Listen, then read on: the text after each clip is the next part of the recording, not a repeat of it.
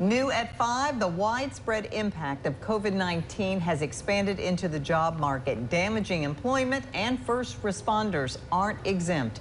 12 News' Anna Farish spoke with various agencies across the metro on how it's impacting public service.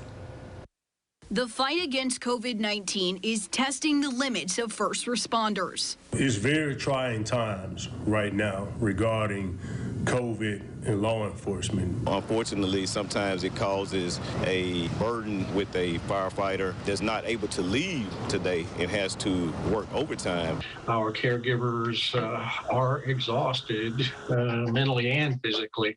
As public servants, a certain demand comes with the job, but stacking an unforeseen pandemic on top of daily duties has added a new layer of stress.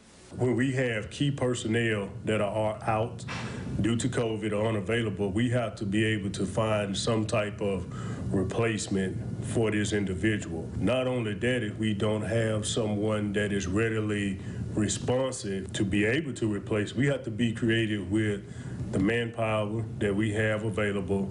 We have to be able to shift our resources where they're needed and is priority as well. If 2 firefighters have contracted COVID, the relief personnel will either remain on scene or we will swing personnel from one fire station to another fire station to ensure that that truck is staffed at the appropriate time. This is an all hands on deck situation. We have lots of folks working overtime and extra shifts.